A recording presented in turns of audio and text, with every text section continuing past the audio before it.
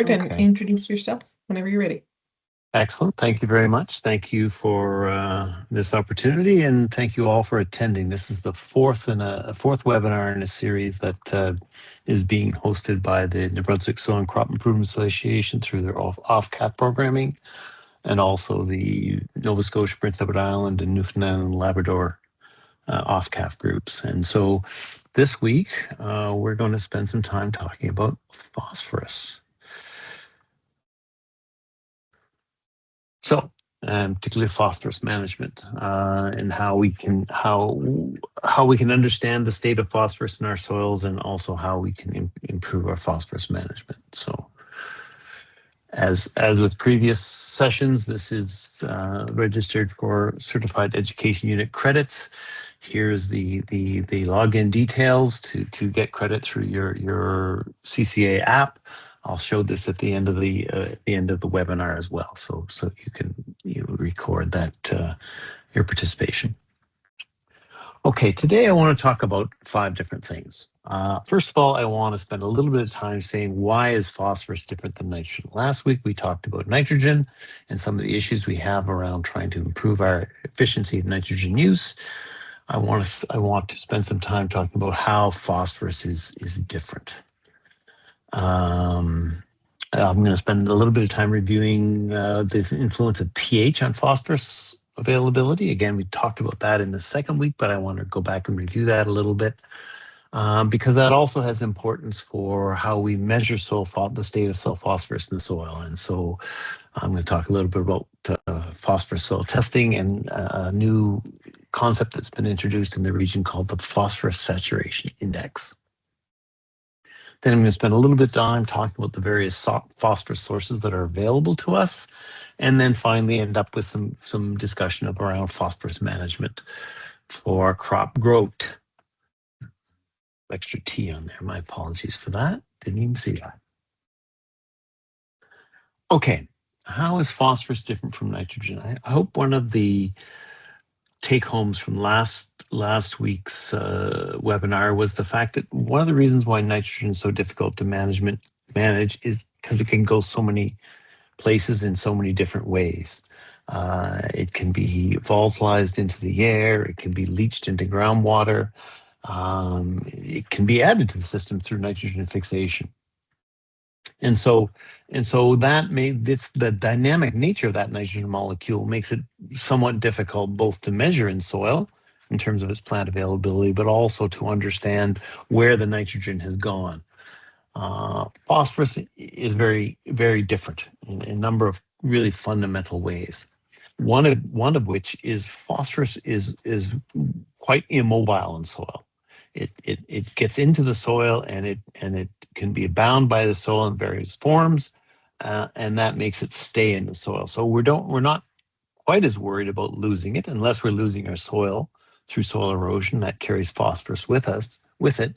So the normal primary pathway of loss for phosphorus is through surface runoff and erosion, not leaching. Another really important difference is there are no atmospheric inputs or losses of phosphorus. So we're very much simplifying the potential areas of loss. Where phosphorus is somewhat different than nitrogen also is that there are so many ways it can be immobilized in soil that our biggest challenge is keeping the phosphorus we add in a plant available form such that the plant has access to that phosphorus. And we'll talk a little bit about the mechanisms of that and what the implications are. And as a result, in terms of we're going to talk at the end of the session about 4R management for phosphorus. We're often much more interested in right place than right time, or right place and right rate than the other 2 4Rs in terms of phosphorus issues. We're also going to spend a little bit of time talking about legacy buildup, some philosophies as to phosphorus management and how we might respond to those.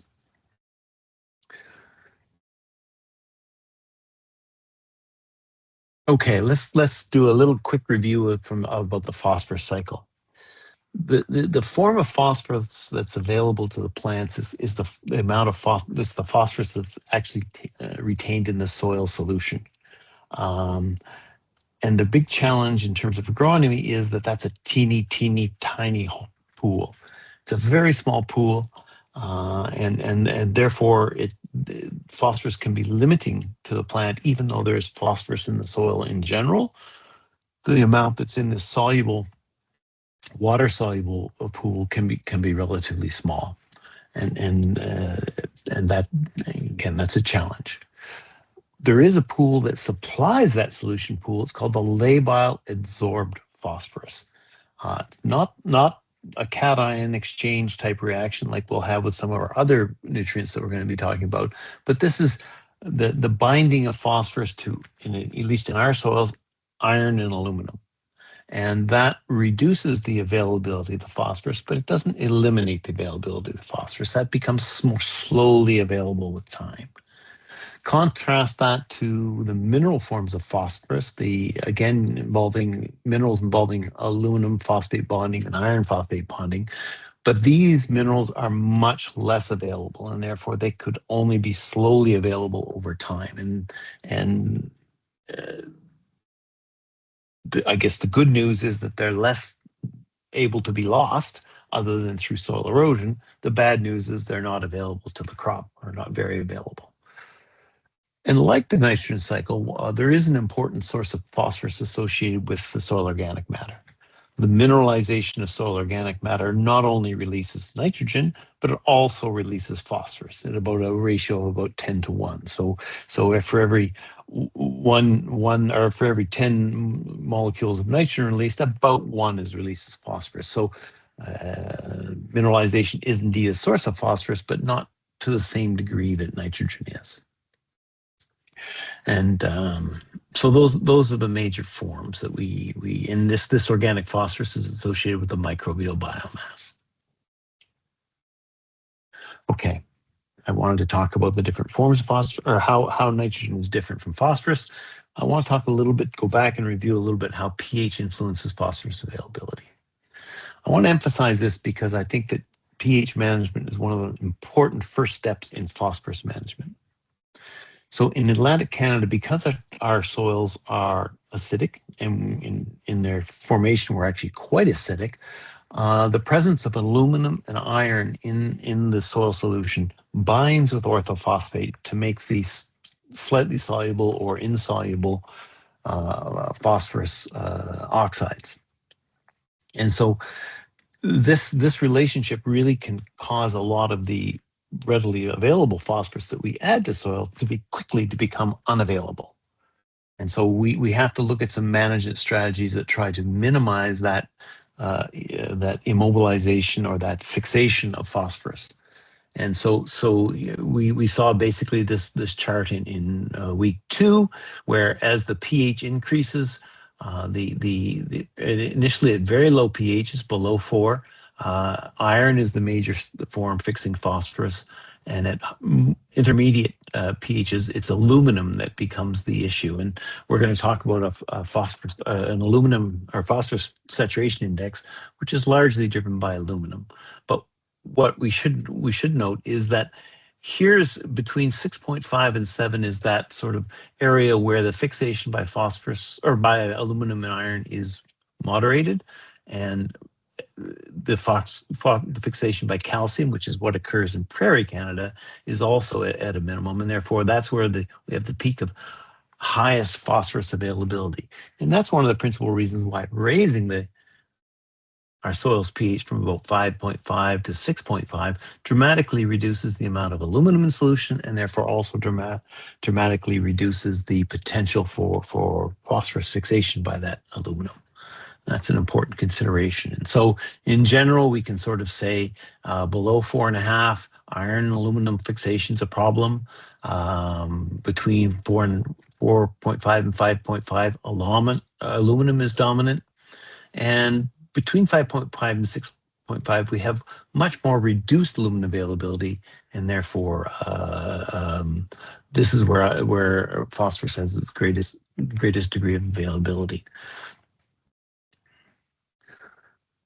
Okay, how does all of this impact upon how we test our soils for phosphorus availability? Because we have a little bit of a challenge in that our soil contains a large amount of phosphorus, but only some of it is available. So how do we differentiate what is available from what is not available to the plant?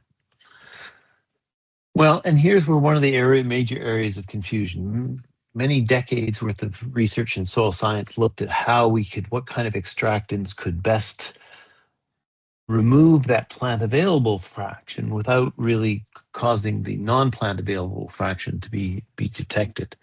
And a number of extractants have emerged. Originally, one of the original ones was the Bray extractant, which uses an ammonium fluoride combined with a hydrochloric acid. It's best for acidic soils. And then in more calcareous soils, they use sodium bicarbonate type extract. And that's useful for neutral to alkaline soils. More recently, though, a variation of the Bray extract has been proposed, Melic 3, and that's the one that's predominantly used in Atlantic Canada. It involves a couple of different acids, acetic acid and nitric acid, as well as ammonium fluoride and ammonium nitrate. As a way of being a broader range of extracting over a broader range of pHs, and it's useful in terms of in soils ranging from pH 4.5 to 7.5, which is characteristic of our soils in Atlantic Canada. And so, oops, where did this come from? Let's get rid of this. And so basically, here's how these three extractants are generally applied. One of the real advantages of the Melic 3 is it allows for multi-element extraction. So while these extracts are only used primarily for phosphorus, this one also allows us to measure potassium, calcium, magnesium, and micronutrients on the same soil extract, and that makes it much more efficient from a laboratory perspective. And so, not surprisingly, that's the test that's often adopted in part because it's quite representative of the pH range of our soils, but also because it's allows us to, with one extractant, measure multiple cations. That's not only an efficiency in terms of just the analytical procedure, but we're measuring aluminum, iron, or aluminum and phosphorus on the same extract, and that's going to help us with this phosphorus saturation index. So Melic 3 is the routine method in Atlantic Canada. It's the method that's been calibrated in terms of crop response data in Atlantic Canada. Here's a couple of different studies that have done that. And it's important that we understand when we're receiving a soil test what extractant they've used, because if the extractant hasn't been calibrated within the region, that means that the recommendations are more difficult to interpret. And again, the fact that the extract also extracts aluminum as well as phosphorus in the same extract helps facilitate the calculation of this phosphorus saturation index, which basically is the amount of phosphorus subtracted in the Melic extract divided by the amount of aluminum times 100. And the critical thresholds have been defined for this index. And we'll talk a little bit more about that in a second. There is since both if we go back, let's go back. Since both the Bray and the Melic are both effective on acidic soils and have roughly the same kind of chemistry, a fluoride compound as well as some sort of an acid, there's some legitimacy to say that there might be some correlation between what those two extractants remove. And in fact, Ohio State has suggested that you can get Melic 3 values from a Bray by multiplying by this conversion factor, which is simply just a correlation on the data they've examined. It's not an ideal situation because the extractants are not identical, and it's not recommended to ask for a Bray extract and then simply apply this factor. You're much better to ask for a MELIC3 extract. And in fact, if you're submitting to ANL labs, you can ask that they use the MELIC3 extract for your soils. And so we talked about this phosphorus saturation index. What's that all about? Well, remember, one of the things that's limiting the phosphorus availability to the plant is the fact that this phosphorus can interact with the aluminum and enter that poorly soluble pool. So obviously the amount of aluminum in solution or available aluminum is of interest in understanding what's the potential for that fixation of phosphorus by the aluminum. And that's where the phosphorus saturation concept came from. I think it was originally developed in Quebec by Regis Samar's group, but Judith Nierniza has been active in developing this and demonstrating this for Prince Edward Island. And these are the sort of risk classes that she comes up with, or they come up with. I don't know if it's specifically only Judith's work, but depending on the pH of your soil, because that's another aspect of understanding this system, because below pH 5, there are also some iron involved in that system. We can define some ranges over which we need to be concerned about the dominance of aluminum fixation for any sort of added phosphorus, and the degree to which there's already phosphorus existing within the system that's being held by the aluminum.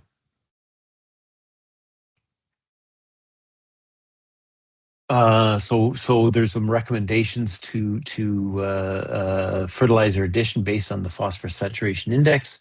And so this, when we have a very low phosphorus saturation index, that means there's little phosphorus being held by that aluminum complex, and therefore the higher rates of phosphorus are being recommended. As the index gets higher and higher, it's suggesting there's already a lot of phosphorus contained in that system, and therefore we may not need to add more phosphorus. We need to simply try to enhance the availability of the phosphorus that already exists. Because remember, I suggested that the aluminum pool is not immediately plant available, but it feeds the water soluble form that is plant available.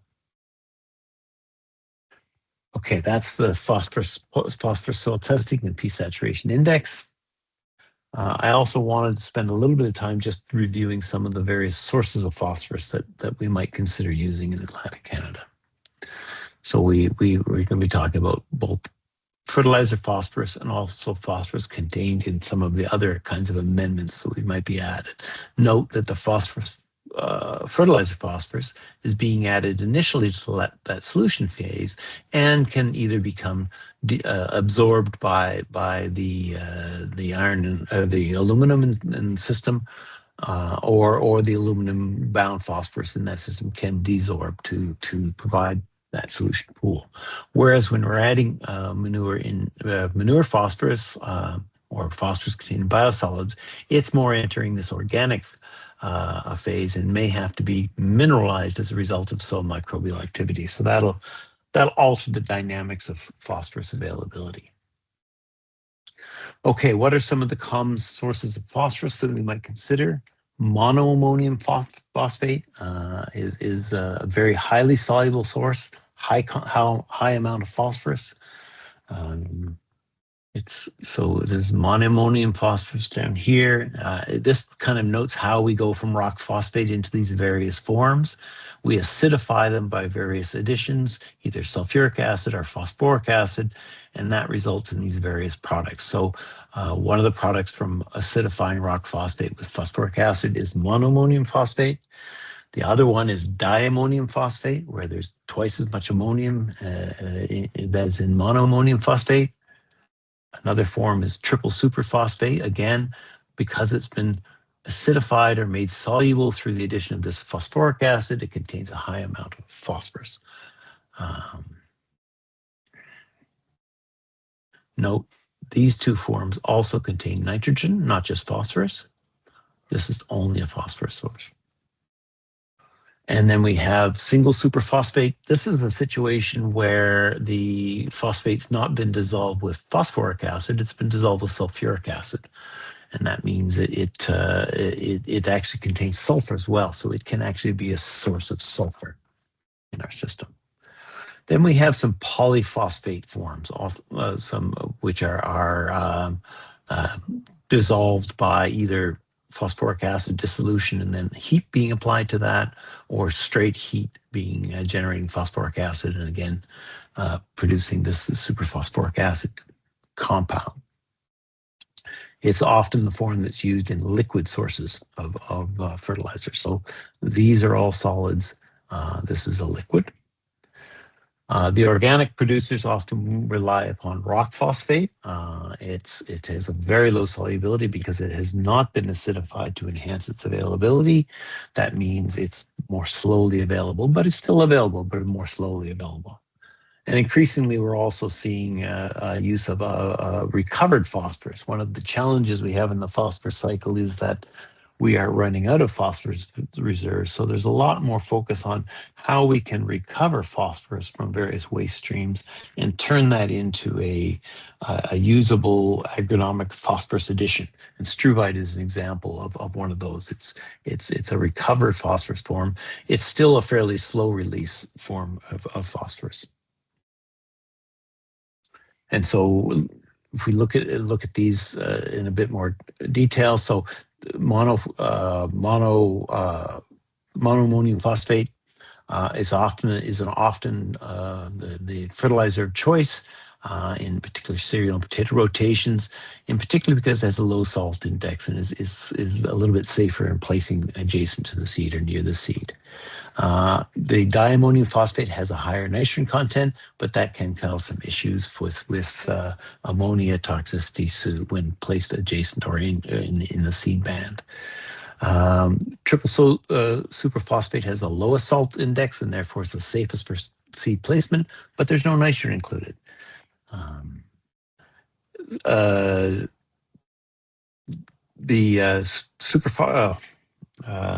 single superphosphate is acidified again by sulfuric acid and therefore represents a sulfur source. But it has higher cost per unit phosphorus because it isn't as concentrated. It contains half as much phosphorus as does the triple superphosphate.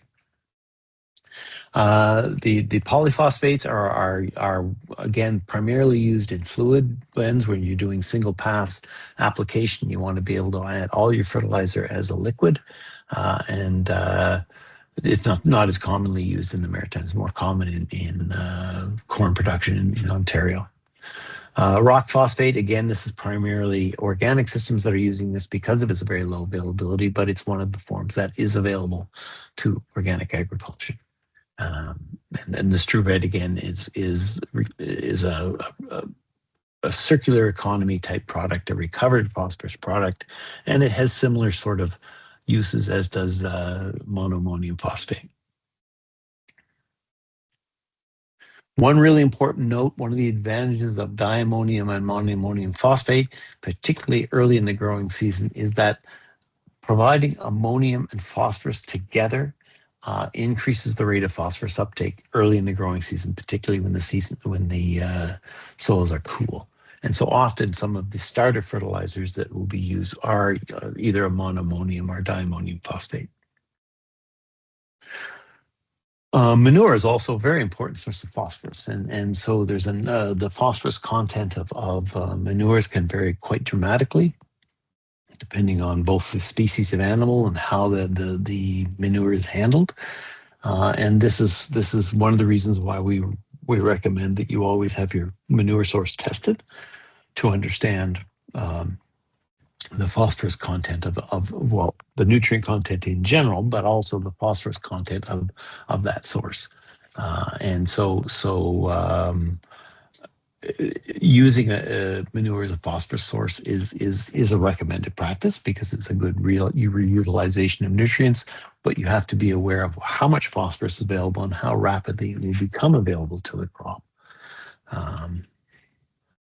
And so for example, composts contain mostly organic phosphorus, whereas liquid dairy manure and whatnot, it's going to be a larger percentage is going to be in inorganic forms.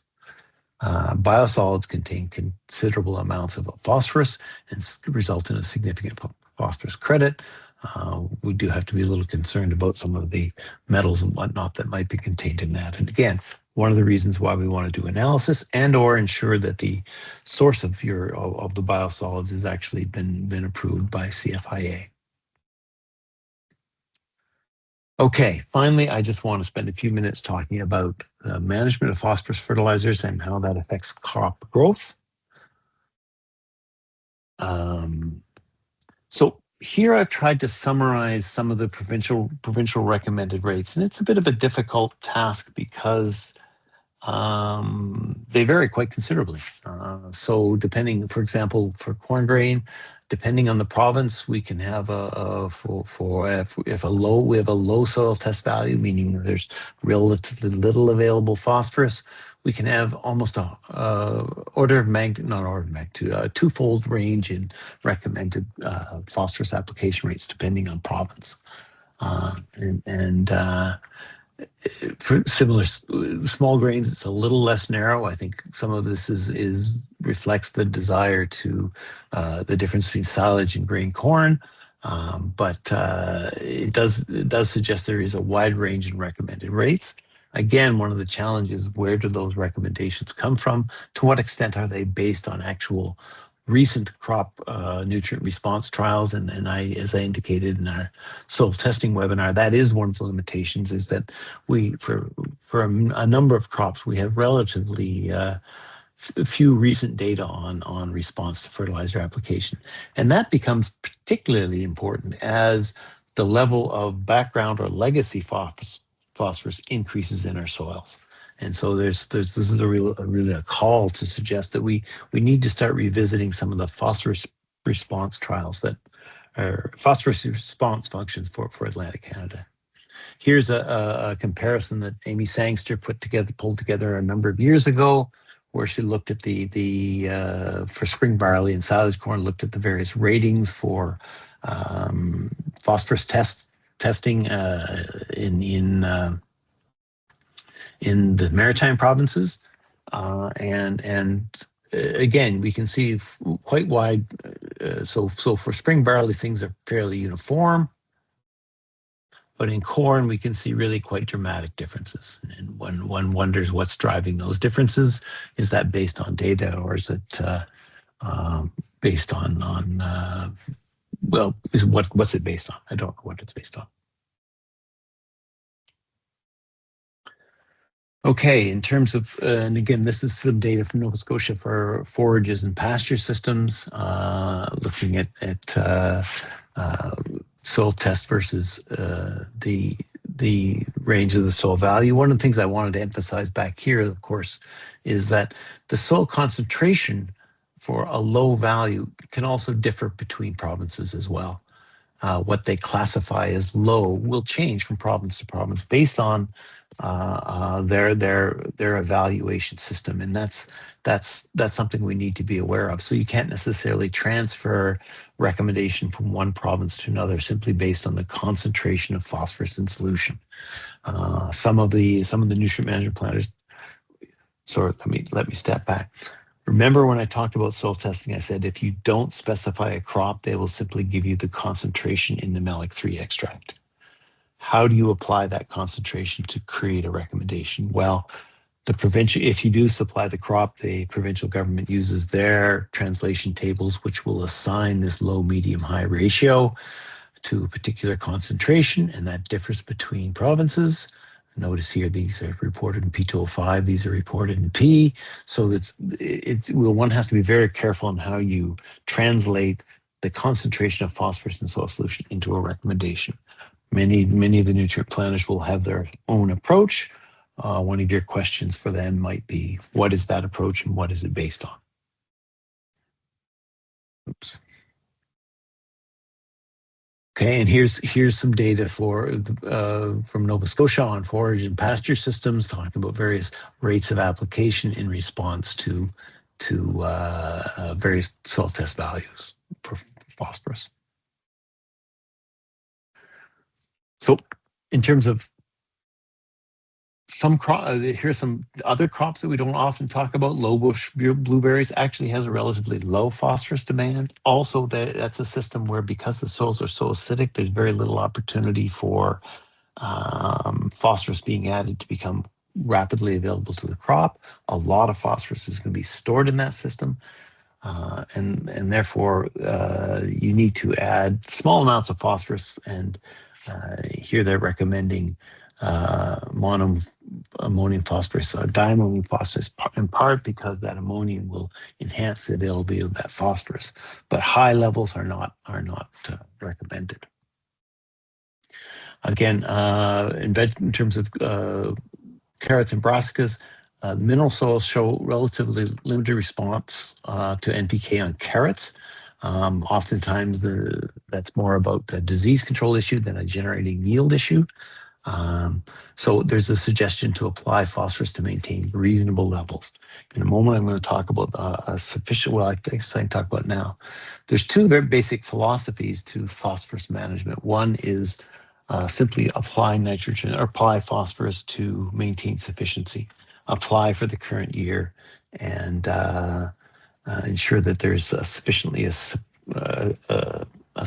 level. The other philosophy is a build and maintain level, where they say, since phosphorus is stored in soil, we are going to add enough phosphorus to maintain a large reservoir of insoluble phosphorus that will supply phosphorus to the crop. And that's now being referred to as legacy phosphorus, and I'll talk about the challenge with legacy phosphorus in a moment.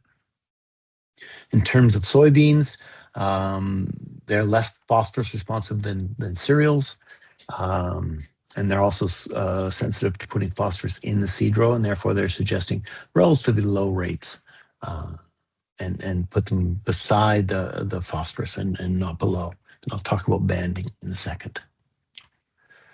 So in terms of 4R practices, there's the 4R nutrient stewardship program was built around two basic nutrients, one nitrogen and the other one phosphorus.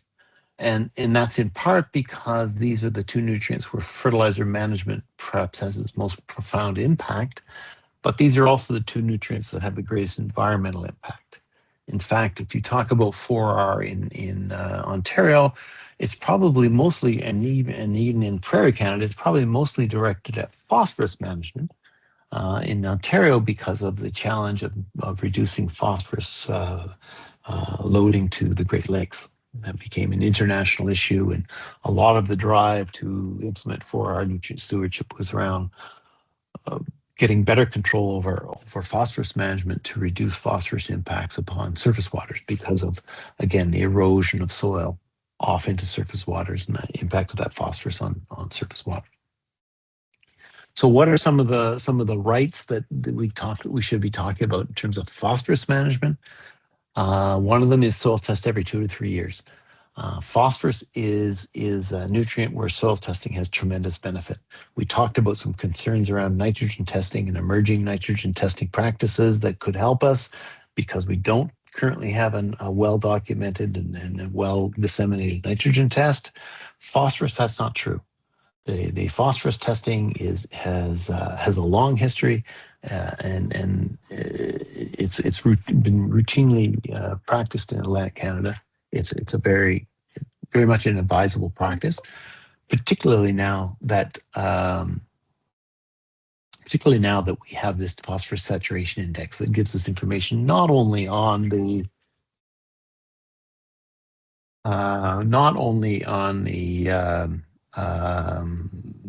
available phosphorus, but also the available aluminum. That talks about the potential for fixation and how much aluminum or phosphorus is being stored as an aluminum phosphate. The second 4R that's often discussed is banned, do not broadcast. Since exposure to the soil is one of the things that causes phosphorus to become less mobile, the degree to which we can limit the exposure to the soil limits the potential for phosphorus fixation. As a result, banding is often, if not always, recommended as a practice for phosphorus phosphorus fertilizer management, particularly banding 2 inches below and 2 inches beside a seed. So what that allows is not only the band keeps the phosphorus in a more soluble form, but as the plant grows, the plant root grows into that zone at the time when the plant needs the phosphorus the most.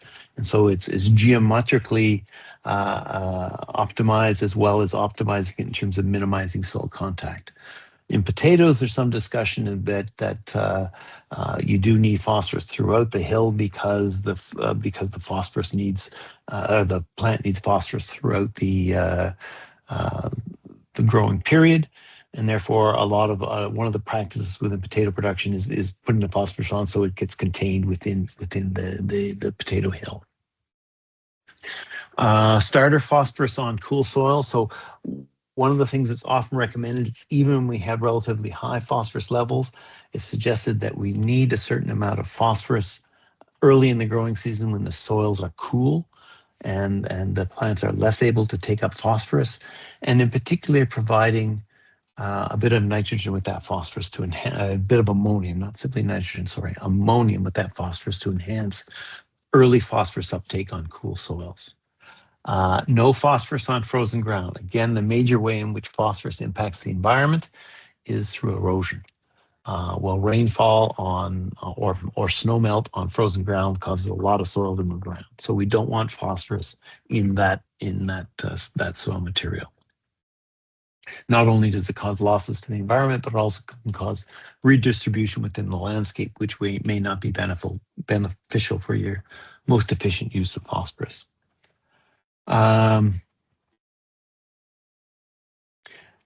Cover crops and reduced till. So there's a lot of interest in the use of fall cover crops as a way of minimizing phosphorus loss through erosion. Oh, Gabrielle, you had a question. I do have a quick question, David. I was just wondering, when are soils no longer cool? Is there a specific temperature when phosphorus starts becoming more available that we don't have to worry about it too much, or? I think people talk about usually around sort of 10 degrees C. That's when things are warming up to the point where biological activity is starting to increase somewhat more. So above 10 degrees C, I think that's when I think we consider soils warmer. Okay, but I could be correct. If someone wants to correct me on that, I would welcome that correction. Cover crops. Okay, so cover crops. One of the things they do is they reduce the potential for soil erosion by keeping the soil covered. They reduce the potential for soil to move and be lost from the landscape as a result of intense winter or fall and spring rainfalls or spring snowmelt. And therefore that growing or living cover can be really useful. Also, the cover crop is actually taking up phosphorus and maintaining it in a more soluble form. The mineralization of organic phosphorus tends to be more available than is the phosphorus that's being precipitated by aluminum. So that's another way in which phosphorus can become more available. One of the challenges we've had in phosphorus management is that frost impact upon a green crop can also make that organic phosphorus available and soluble such that it can be it can be lost in runoff water in the spring. And so there has been some concern that maintaining a green vegetation on the soil surface can increase phosphorus losses to water during the spring melt. But that's an area of continued research. Also under the same category, we have reduced tillage. Reduced tillage does a couple of different things. One of the things it can do is it actually can reduce soil erosion because it allows more crop residue and whatnot to remain on the surface and therefore slows water movement and slows erosion potential. But biologically, reduced tillage can be important too, in that by not disturbing the soil, we're also not disturbing the mycorrhizal network that's developing in the soil. And I'm going to talk about this in terms of the fifth R for phosphorus management, crop rotation. Most crops that we grow in this region are mycorrhizal. And what that means is that soil fungi infect the roots and actually provide the majority of phosphorus uptake by the crop is via mycorrhizal associations. And those mycorrhiza persist from year to year in networks. When we don't disturb those networks, those mycorrhizal associations can become more active earlier in the season.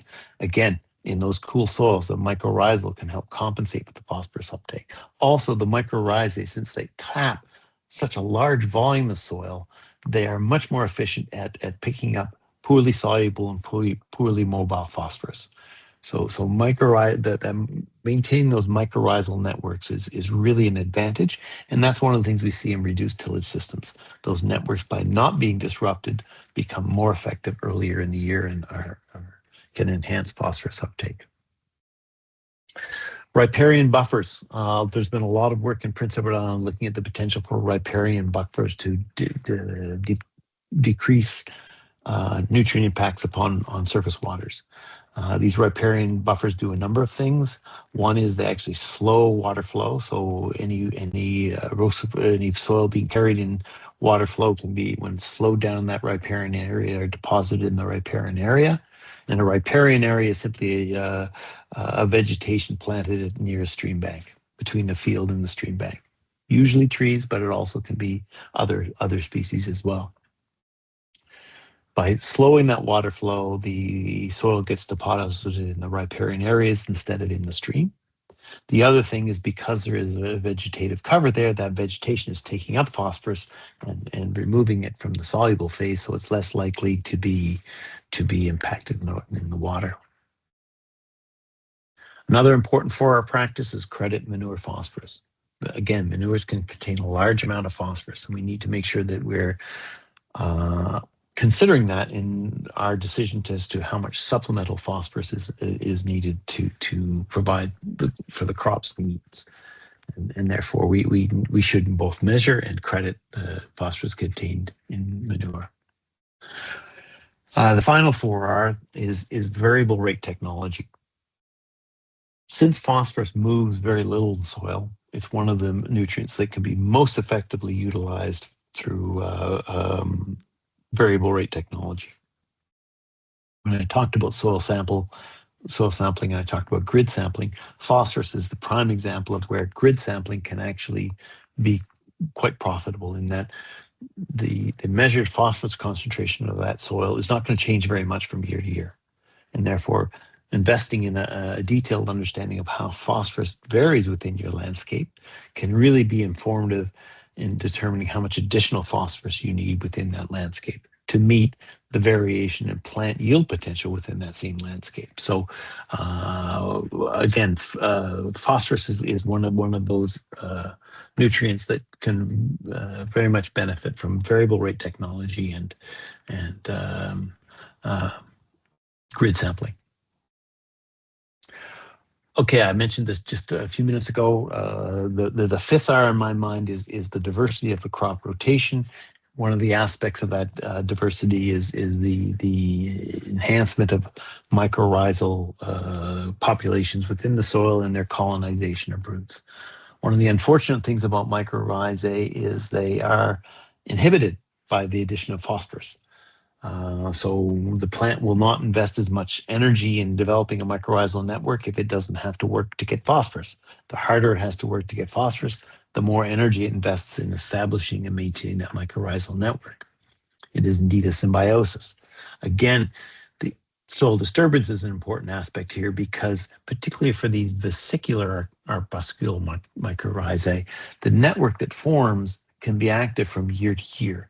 If we don't disturb that network, we can tap into an already existing network and enhance the tapping of a larger volume of soil and enhancing the effectiveness of that network and the uptake efficiency of the crop. Okay, that's all I was going to talk about today. Here's the log on for the certified educational units or continuing education units. With that, I'm going to open the floor to any questions you might have. I'll leave the this screen sharing on for a moment so you can capture that. Any questions, comments?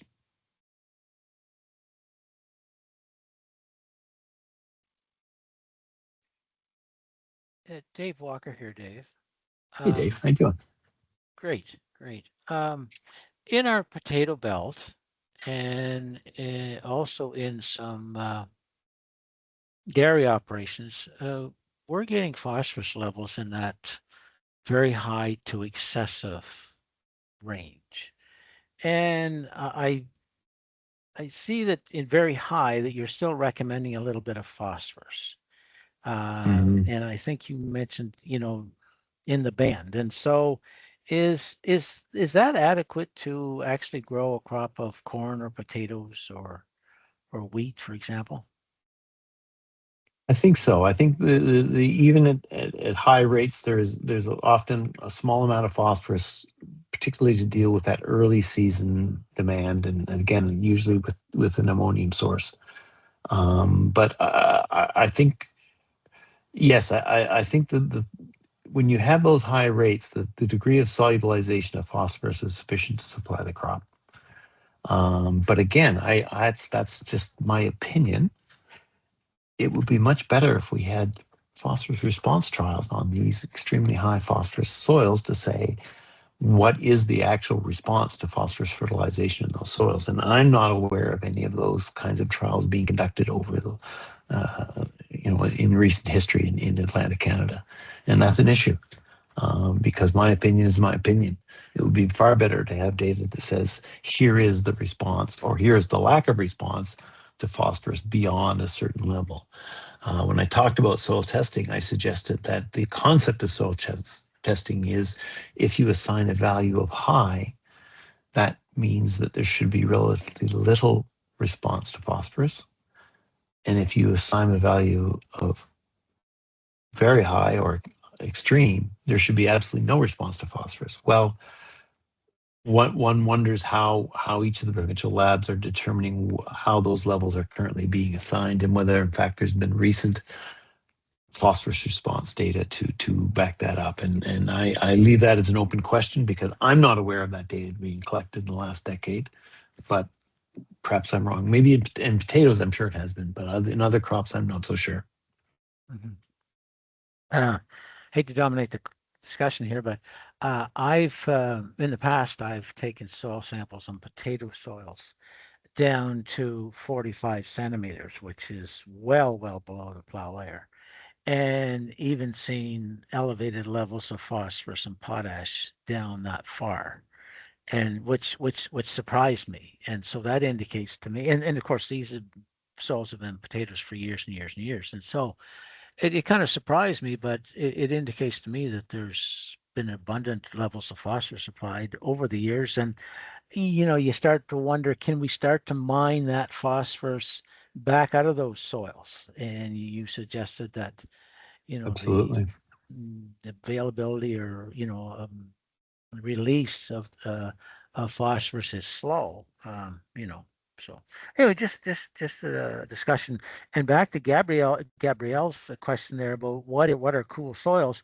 I mean, we see the purpling, which indicate on winter wheat, which indicates phosphorus is not being taken up in that early part of the season.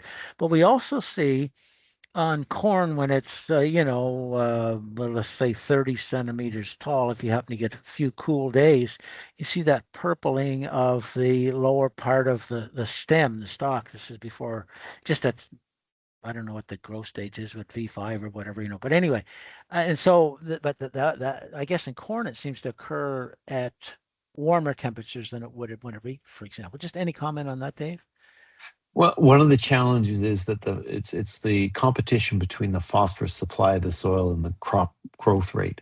And corn is a incredibly, if you get a few warm days, it can grow really quickly. And so one of the things I think that the corn people observe is sometimes you can get some symptoms of phosphorus deficiency, but they will go away.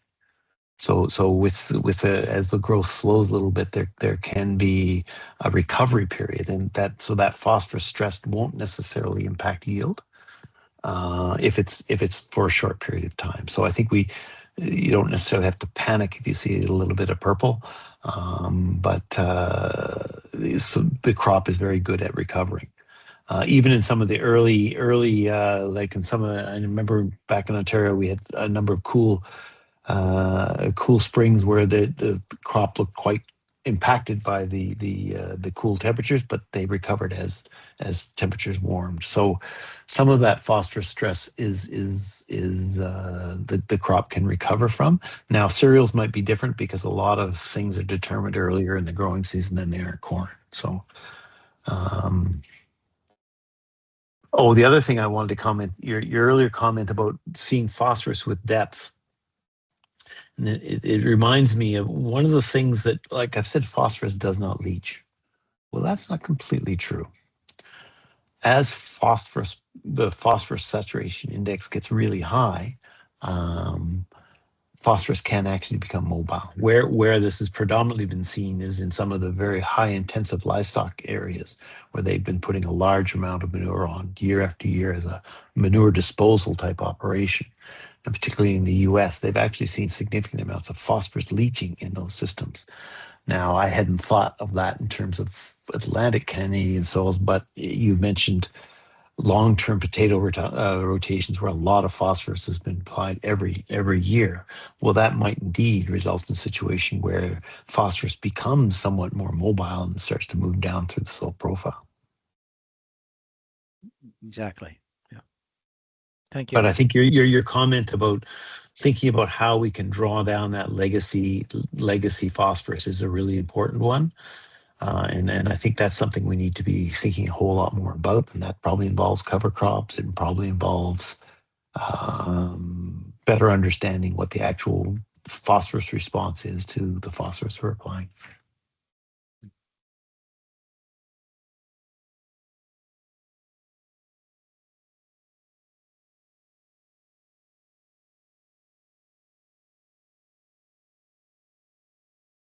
Dodek, you have a question?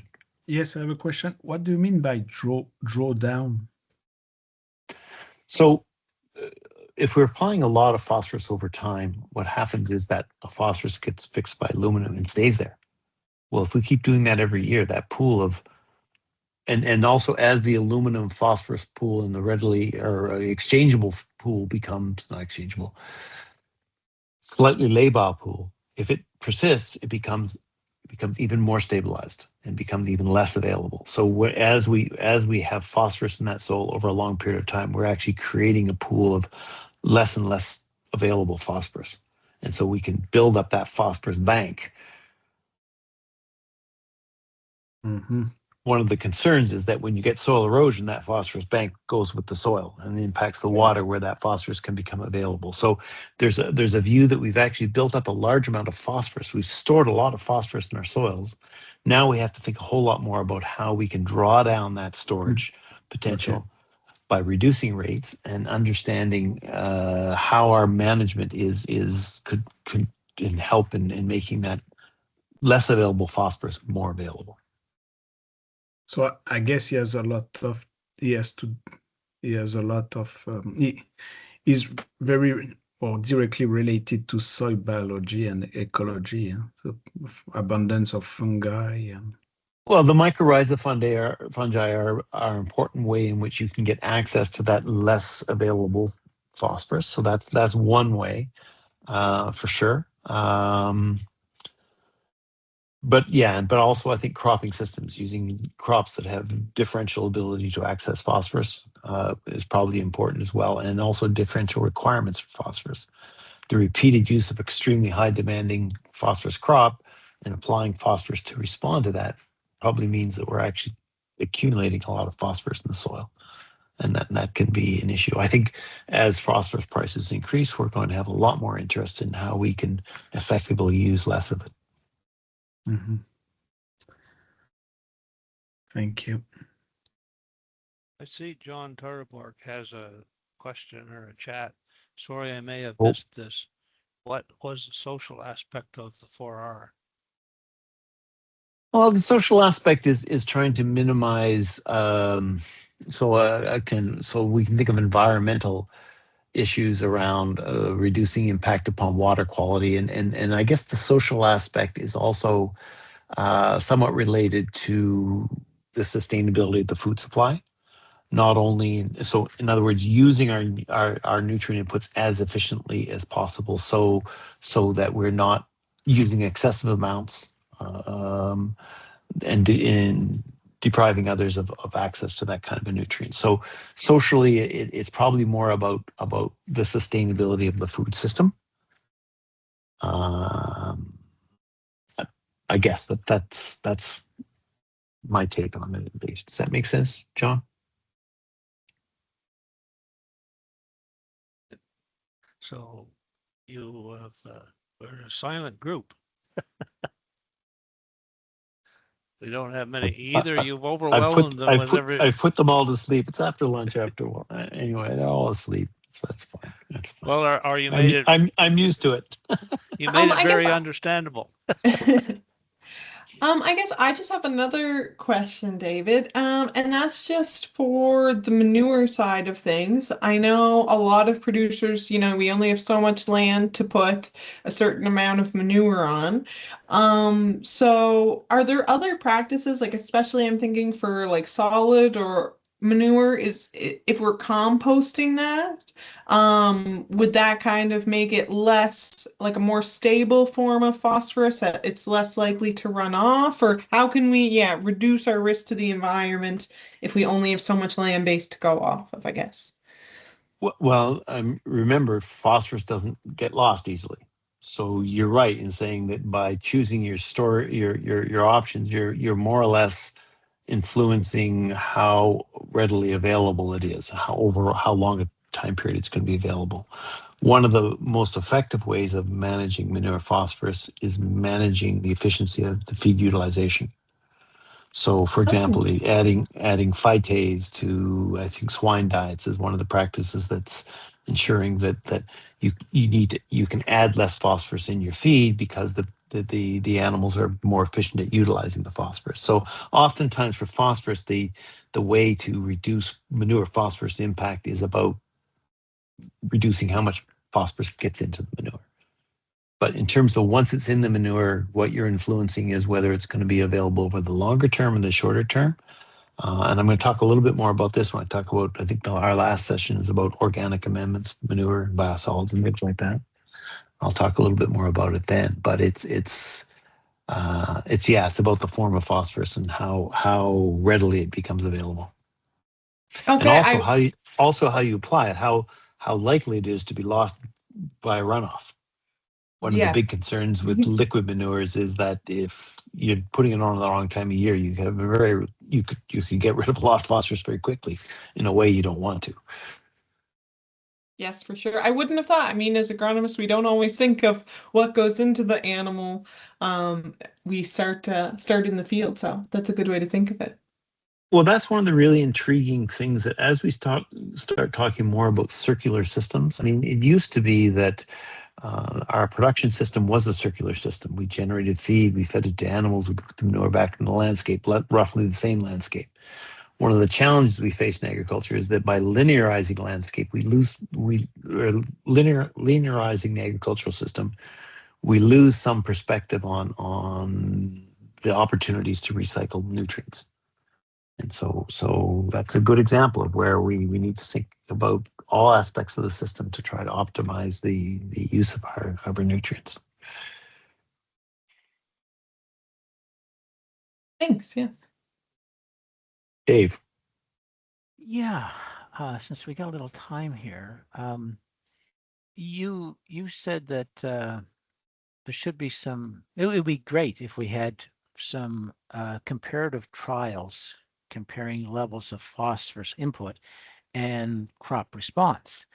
And, I'm a little long in the tooth here, but I'm sure there are a lot of young agronomists on this call that thought that this work had been done many years ago and very thoroughly and things like that. And so what you're telling me is that, we're in a new paradigm here, maybe by the crops we're growing, but maybe we need to repeat some of that old work just to update it. Just general discussion around that, Dave.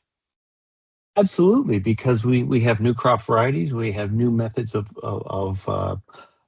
soil management. Like no-till has become a lot more prominent in at least some areas than it has been. But also, we now have soils that have higher phosphorus content. So I think that work does need to be repeated. I think it's fundamental agronomy. It may, again, as we talked about in the soil testing section, it may be that it's not the classic 5 treatment randomized complete block kind of design we used to do in the past. Maybe it is on producer fields with a plus or minus 10% type treatment where the producer can self-calibrate, if you will. I don't know. But I do think we need to have some sort of systematic way in which we can say, how do we increase the efficiency of our phosphorus use such that we can produce the same crop with less phosphorus? Or again, coming back to this concept of most economic return, what is the most profitable rate of phosphorus addition, such that we're again striving for profitability rather than maximum yield. But again, I do think there's some fundamental agronomy that needs to be revisited. John Mars has another question in the chat. And he says, what percentage of the what percentage of of the phosphorus is available in the second and third year from liquid cow manure when incorporated the next day or when not incorporated? Oh, again, I'll revisit this in the manure section, but there is a table that speaks to that, and it's so liquid manure is going to be, the phosphorus is going to be slightly more available in the short term than a solid manure, but I can't give you a percentage off the top of my head. But I'll make sure we talk about that in week 6. Thank you. Sorry, John. Sorry about that. No problem. It's a good question. And that's one of the other advantages of manure as a nutrient source, is that there are these legacy effects. Dodek, you have another question. Yes, I want to come back to this idea of mining legacy phosphorus with the help of soil biology. So what do you think about the state of soil biology in, like for example, in potato belt region? So could you just repeat that? You cut out, my internet cut out for a second. I just missed some bit. Now, I want to come back to this idea of mining phosphorus legacy. And yes, my understanding it's a large part is driven by soil biology and fungi. But what are the state of soil biology in, like, for example, potato belt region? Is the soil biology still enough diverse and in good health to be able to mine less available phosphorus? It's an excellent question. A bit of a reflection. So when I used to be a prof at University of Manitoba, and there was a lot of interest in phosphorus solubilizing organisms. There were a few products being marketed that would you were using bacterium to solubilize phosphorus. And I think I could stop sharing this. The basic principle was that these organisms would excrete organic acids that, in the presence of calcium phosphates in alkaline soils, would cause those forms of phosphorus to become more available by acidifying them. Obviously, that kind of approach would not work in Atlantic Canada, because our problem is, as you make things more acidic, phosphorus becomes less available. So that's not really an option. There are also, these organisms has phosphorus solubilizing enzymes. And there's some really interesting work that's being done by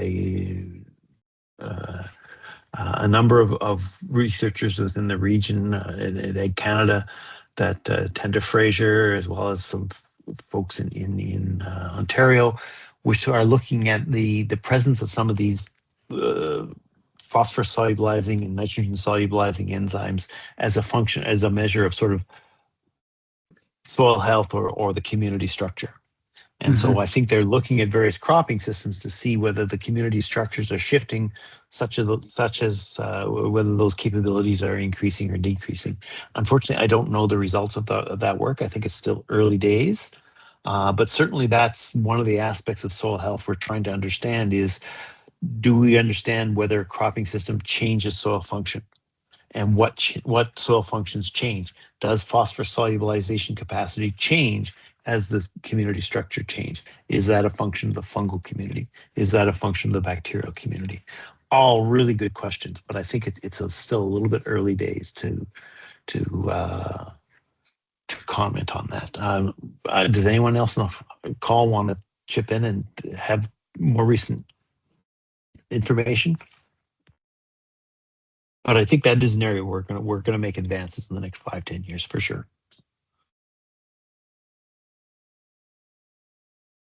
Thank you, Dave.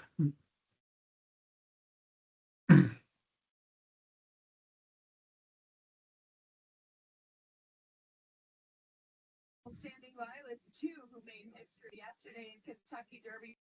Three golden tempo. I mean, we saw him campaign throughout the winter on the fairgrounds. Okay, we've gone to the Kentucky Derby, so okay, things are silent. Yeah, golden tempo was amazing. Excellent. Be careful, you guys don't ask more questions. I'll start talking more about the Montreal Canadiens.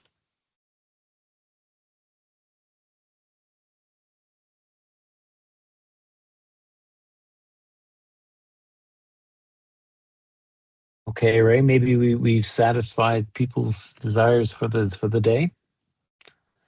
Maybe we can draw this to a close.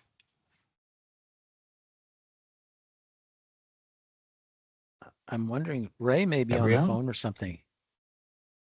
Gabrielle? Yeah, I'm not sure. Yeah, it sounds like everybody's asked their questions. I'll finish the recording and yeah, we'll see you next week. Okay, yeah, we're going to be talking about base cations next week. A fun one. I know. One of my favorites.